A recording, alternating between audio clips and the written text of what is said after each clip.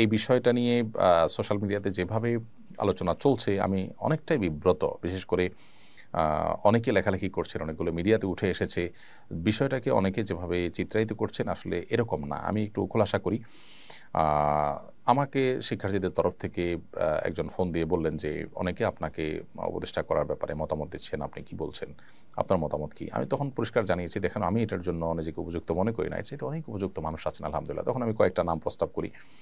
এর মধ্য থেকে তারা বিভিন্ন ক্রাইটেরিয়া বলেন, সেই ক্রাইটেরিয়ার আলোকে ডক্টর আফম খালেদ হোসেনের নাম বলি। তখন তারা ওনার নাম্বার চান, আমি নাম্বার দিই এবং পরবর্তীতে ওনার ব্যাপারে দেশের বড় বড় ইসলামিক দলগুলো, বড় বড় নেতৃবৃন্দের সাথে আলাপ হয়েছে। তাদের সবার পক্ষ থেকে পজিটিভ রিপ্লাই পেয়েছে। পরবর্তীতে তিনি নির্বাচিত হয়েছেন আলহামদুলিল্লাহ। তো আমাকে এখানে চূড়ান্ত করে ফেলেছেন তারা, তারপর আমি ডিনাই করে ফেলেছি। আমি এত মহানুভব মানুষ বা এত মহান মানুষ আসলে না। পদের বা দুনিয়ার মোহ অন্য দশজনের মতো আমার মধ্যেও আছে। আমাকে যেভাবে আপনারা অনেকে মহান করে দেখাচ্ছেন, এটা আপনাদের মহানুভবতা বা আপনাদের সুধারণা ছাড়া কিছুই নয়। কোনো কোনো ক্ষেত্রে এটি কিন্তু বাড়াবাড়ি বা অতিরঞ্জনের পর্যায়ে চলে গেছে। আমি নিজে আসলে কিছুটা বিব্রত। বিষয়টি আসলে জানাজানি হতো না, কিন্তু আলেমদের একটা ফোরামে এটা নিয়ে পরামর্শ হয়েছে। সেখান থেকে আসলে কেউ কেউ সোশ্যাল মিডিয়াতে লিখেছেন, সেখানে থাকা আলেমদের কেউ কেউ। আবার এটা যখন আমার সাথে ফোন আলাপ হয় তখন সামনে কয়েকজন ভাই ছিলেন, এখান থেকেও জানাজানি হয়েছে। তো বিষয়টা এরকম না যে আমাকে একেবারে পদ দিয়ে দেওয়া হয়েছে, আমি ইচ্ছাকৃত এটাকে ডিনাই করে দিয়েছি চূড়ান্ত হওয়ার পর। ব্যাপারটা এরকম না। আমাকে বলেছে তারা, আমি অপারগতা প্রকাশ করেছি, আরেকজনের কথা বলেছি। এই তো আমাকে যেরকম বলেছে এরকম আর হয়তো অনেক আলেমকে তারা বলেছেন, তারাও হয়তো একই কথা বলেছেন। বিধায় এখানে আমাকে আসলে মহান বানানোটা একটু বেশি হয়ে যাচ্ছে। আল্লাহ তাআলা আমাদেরকে হেফাজত করুন। চলমান পরিবর্তনকে সবাই অবিশ্বাস্য বলছেন, এত সহজে এই পরিবর্তনের রহস্য কি বলে মনে করেন? দেখুন, আল্লাহ রাব্বুল আলামিন কোরআন কারীমে বলেছেন যে কুলিল্লাহুম্মা মালিকাল মুলক তুতিল মুলকা মান তাশা ওয়া তানজিউল মুলকা মিম্মান তাশা। আল্লাহ রাব্বুল আলামিন সকল রাজত্বের মালিক। তিনি যাকে ইচ্ছা তাকে রাজত্ব দেন, যার কাছ থেকে ইচ্ছা রাজত্ব ছিনিয়ে নেন। এবং এই যে হঠাৎ কিছু একটা ঘটে যেতে পারে, যিনি অসীম ক্ষমতাধর মনে করছেন নিজেকে, মুহূর্তের ভিতরে আল্লাহ তাআলা তাকে ভিখারি বানিয়ে দিতে পারেন। আবার একজন ভিখারি সাধারণ মানুষটাকে আল্লাহ তাআলা ক্ষমতার মসনদে বসিয়ে দিতে পারেন। আল্লাহ রাব্বুল আলামিনের এই সক্ষমতা, আল্লাহ তাআলার এই মহান অসীম কুদরতের কথা কোরআনে আল্লাহ তাআলা পরিষ্কারভাবে বলেছেন। কোরআনে কিছু কিছু আয়াত আছে যেগুলো সময়ে সময়ে এগুলোর প্রাসঙ্গিকতা এতটাই তরতাজা হয়ে ওঠে আমাদের কাছে, মনে হয় যে এই প্রসঙ্গে বোধহয় আয়াত নাজিল হয়েছে। দেখুন, আল্লাহ বলেছেন কুলিল্লাহুম্মা মালিকাল মুলক, হে রাসূল আপনি বলে দিন, বা হে রাসূল আপনি বলুন যে হে আল্লাহ, আপনি মালিকাল মুলক, আপনি সকল রাজত্বের মালিক, সকল ক্ষমতার মালিক আপনি। তো উতিল মুলকা মান তাশা, আপনি যাকে ইচ্ছা তাকে রাজত্ব দেন। ওয়াতানজিউল মুলকা মিম্মান তাশা, যাকে ইচ্ছা তার কাছ থেকে রাজত্ব ছিনিয়ে নেন। দেখুন, এত দ্রুত পরিবর্তন হয়ে যাবে এটা কেউই কল্পনা করেনি। কোনো পক্ষ কল্পনা, দেশের কোনো মানুষ কল্পনা করেনি। মানুষের কল্পনাতীত বিষয় ঘটিয়ে আল্লাহ রাব্বুল আলামিন মূলত মানুষের সকল প্রেডিকশন, মানুষের সকল ধারণা সবকিছুকে ভুল প্রমাণ করে দেন। আল্লাহ সুবহানাহু ওয়া তাআলার হাতেই যে সবকিছু, এটি এই সমস্ত ঘটনার মধ্য দিয়ে প্রকাশ হয়, প্রমাণ হয়। অতএব একজন মানুষ তিনি তার ক্ষমতা, তার জীবন, তার যৌবন, তার সম্পদ এগুলো পেয়ে অহমিকা করবেন না, অহংকার করবেন না, অহমিকা প্রদর্শন করবেন না। কারণ যে কোনো মুহূর্তে সেগুলো আল্লাহ তাআলা ছিনিয়ে নিতে পারেন।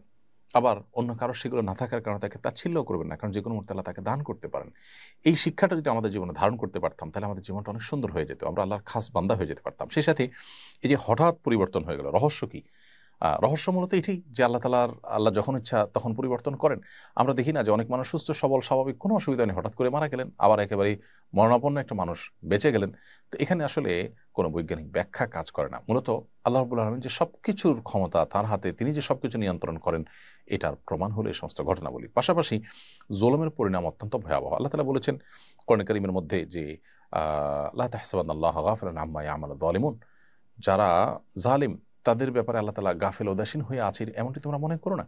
ইন্নামা ইউআখিরুহুম লিয়াউমিন তাশখাসু ফিহিল আবসার, বরং তাদেরকে আল্লাহ তাআলা সেদিন পর্যন্ত প্রশ্রয় দিয়ে রাখেন যেদিন মানুষের চক্ষুগুলো সব স্থির হয়ে যাবে, মানুষ সব দেখতে পাবে। অর্থাৎ আল্লাহ রাব্বুল আলামিন ছাড় দেন। আল্লাহ বলেছেন ইন্নামা নুমলি লাহুম, আমি পাপিষ্ঠদেরকে, জালিমদেরকে ছাড় দিয়ে রাখি। ইন্না কাইদি মাতিন, এরপর আমার পাকড়াওটা আল্লাহ বলছেন যে এটা অত্যন্ত শক্ত হয়, কঠোর হয়ে থাকে। জুলুম যারা করে তাদেরকে আল্লাহ দুনিয়াতে পাকড়াও করে। দেখুন, আদম আলাইহিস সালামের ছেলে যে কাবিল, সে তার ভাই হাবিলের প্রতি অবিচার করেছিল, আল্লাহ তাকে পাকড়াও করেছেন। নমরুদ ইব্রাহিম ইসলামের প্রতি অবিচার করেছে, আল্লাহ তাকে পাকড়াও করেছেন। ফেরাউন মুসা ইসলামের প্রতি অবিচার করেছে, আল্লাহ তাকে পাকড়াও করেছেন। নূহ ইসলামের প্রতি তার জাতি অবিচার করেছে, আল্লাহ তাদের পাকড়াও করেছেন। আদ সামুদ জাতি তাদের নবীর প্রতি পাকড়াও অবিচার করেছে, তাদেরকে আল্লাহ পাকড়াও করেছেন। ফেরাউন আমাদের নবী সাল্লাল্লাহু আলাইহি ওয়াসাল্লামের সাথে আবু জাহাল, আবু লাহাব বা সাইবা তারা অবিচার করেছে, মুসলমানদেরকে প্রতি জুলুম করেছে, আল্লাহ তাদেরকে পাকড়াও করেছেন। একসময় পৃথিবীর বড় বড় পরাশক্তিগুলো আমরা জানি তাতারিরা অনেকেই পৃথিবীতে একেবারে নিজেদেরকে অপরাজেয় শক্তি মনে করেছে, আল্লাহ তাআলা তাদের সবার দম্ভচূর্ণ করেছেন। সো জুলুমের পরিণতি অত্যন্ত পরিষ্কার। যারা জুলুম করে দুনিয়াতে কিছু অপরাধের শাস্তি নগদ দিয়ে থাকেন, জুলুম যারা করে তাদের এই জুলুমের শাস্তিও আল্লাহ তাআলা নগদ দিয়ে থাকেন। এটা এমন একটা শাস্তি যে নবী সাল্লাল্লাহু আলাইহি ওয়াসাল্লাম হাদিসে বলা হয়েছে যে আখিরাতের শাস্তির পাশাপাশি নগদ দুনিয়াতে পরিণতি ভোগ করান সেই অপরাধগুলোর মধ্যে একটা হলো জুলুম। অতএব আমাদের ব্যক্তিগত পর্যায়ে আমরা যেন কারোর প্রতি জুলুম না করি, কোনোভাবে অবিচার না করি, কারো হক নষ্ট না করি।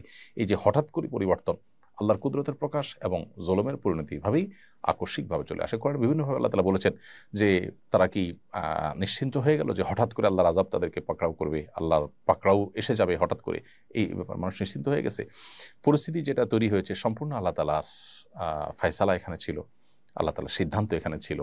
অতএব সেই অনুপাতেই সবকিছু হয়েছে। একজন ইমানদারের এখান থেকে শিক্ষা গ্রহণ করার এবং সেখান থেকে নিজের ইমানকে বৃদ্ধি করবার যথেষ্ট উপাদান রয়েছে। নতুন সরকার আসার পর মানুষ অনেক বেশি উচ্ছ্বসিত দেখা যাচ্ছে।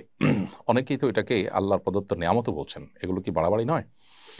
দেখুন, অতিরিক্ত উচ্ছ্বাসিত হচ্ছে মানুষ, এটা পরিষ্কার। কেন এত উল্লাস, কেন এত উচ্ছ্বাস মানুষের মধ্যে, সেটা দেখতে হবে। ইতিমধ্যে গণতান্ত্রিকভাবে নির্বাচিত অনেকগুলো সরকার আমরা দেখেছি। আমাদের দেশের স্বাধীনতার পর যতগুলো সরকার এসেছে, গণতান্ত্রিকভাবে নির্বাচিত সরকার আসার পরও মানুষ এতটা উল্লসিত, অর্থাৎ নিজের ভোটটা দিয়ে মানুষ সরকারকে বসাতে পেরেছে, এরপরও মানুষকে এতটা উল্লসিত এবং এতটা আনন্দিত হতে দেখা যায়নি এবার যতটা আনন্দিত। কারণ কি? এর কারণ হলো বিগত 50 বছর ধরে স্বাধীনতার পর থেকে নানাভাবে সাধারণ মানুষ প্রতারিত হয়ে আসছে। তরুণ নির্মাণের নামে নেতাদের খুশি করার জন্য, তাদেরকে পাম্পটি দেওয়ার জন্য, তাদের তেল মারার জন্য কোটি কোটি টাকা খরচ করা হয়, নানানভাবে অপচয় করা হয়। অথচ এদেশে বহু বহু মানুষ না খেয়ে থাকে। নানা বৈষম্য এদেশে, নানা অবিচার এদেশে চলে। যার লিঙ্ক আছে, যিনি ক্ষমতাসীনদের সাথে ভালো সম্পর্ক রাখতে পারে তিনি অনেক ভালো থাকেন, আর যিনি রাখতে পারেন না তার অবস্থা একেবারে খারাপ থাকে। ঘুষ, দুর্নীতি, অপশাসন এটা মানুষকে অতিষ্ঠ করে তুলেছে। নানাভাবে মানুষ অন্যায় এবং অবিচারের শিকার। যেভাবে খুন, গুম, রাহাজানি, পুলিশের হয়রানি, কিছু হলেই মামলা ধরে নিয়ে যাওয়া, চাঁদাবাজি এবং অন্যায়ভাবে মিথ্যা মামলা দিয়ে হয়রানি করা, বিচার বিভাগে পর্যন্ত আপনার ন্যায় বিচার না পাওয়া, সেখানে পর্যন্ত আপনার নানাভাবে ইঞ্জিনিয়ারিং করে মানুষকে হয়রানি করা, এসব কারণে গোটা দেশের সমস্ত প্রতিষ্ঠানগুলোর প্রতি মানুষের আস্থা আসলে উঠে গেছে। এরকম ভয়াবহ পরিবেশে মানুষের একটা পরিবর্তন মানুষ চাচ্ছিল। কে করেছে, কারা করেছে, কি নামে করেছে, তার চেয়ে বড় কথা হলো মানুষ পরিবর্তন চাচ্ছিল।